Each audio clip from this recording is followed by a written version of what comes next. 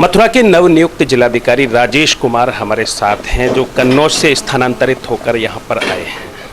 आप रात्रि करीब 10 बजे पीडब्ल्यूडी के गेस्ट हाउस पहुँचे और वहाँ से आप कोषागार आए, जहाँ पर करीब 10:20 पर आपने अपना पदभार ग्रहण किया, डबल लॉक का चार्ज लिया। इससे पूर्व आप बिहारी जी के दर्शन करने के लिए भी गए। और अधिक हम आपसे आप ही के बारे में पूछते हैं।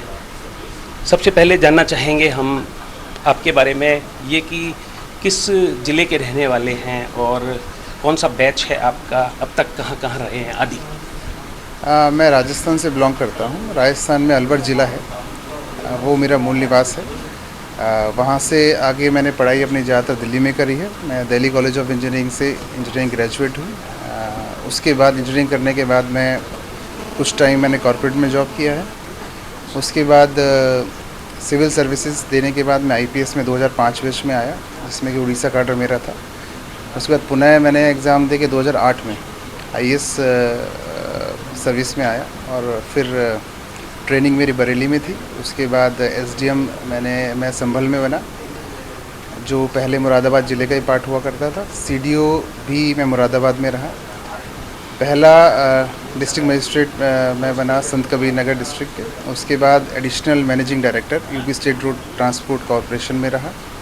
और यहाँ आने से पहले मैं कन्नौज में जिलाधिकारी 1 साल करीब रहा। काफ़ी लंबा अनुभव है आपका।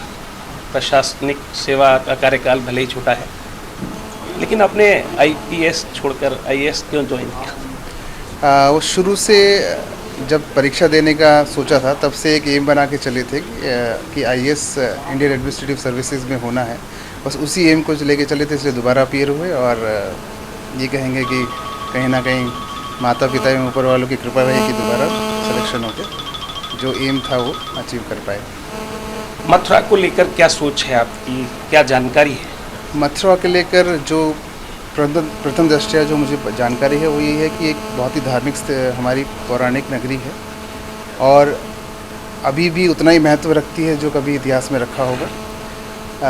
पूरे देश के लोग कहीं ना कहीं जुड़े हुए हैं इस नगरी से और अपना एक एम लेके चलते कि हमें कभी ना कभी वृंदावन और गोवर्धन या मथुरा में एक बार जाना है और बांके बिहारी जी के और गोवर्धन जी के दर्शन करने हैं।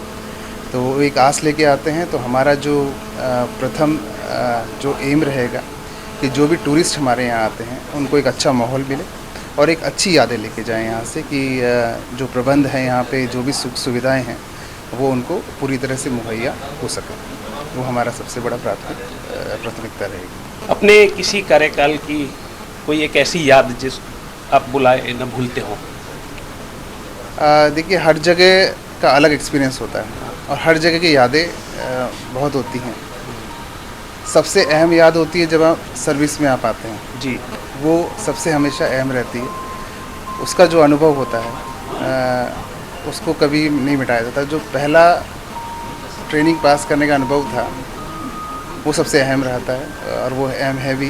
जब लंबी ट्रेनिंग के बाद घर वाले भी आपसे मिलने आते हैं तो अच्छा रहता है। उसके बाद जब सर्विस में आप आते हैं, सर्विस में सबसे बड़ा लगता है अगर आपने कोई ऐसा काम किया जिससे किसी ज़रूरतमंद को उसकी ज़रूरतें पूरी हुई हों, तो हमेशा खुशी मिलती है और वही हमारा सबसे बड़ा क्या कहेंगे उसे, एक तरह से जो सेटिस्फेक्शन है वो होता है। वो हर रोज़ मिल सकता है अगर हम हर रोज़ कोई एक अच्छा काम करें।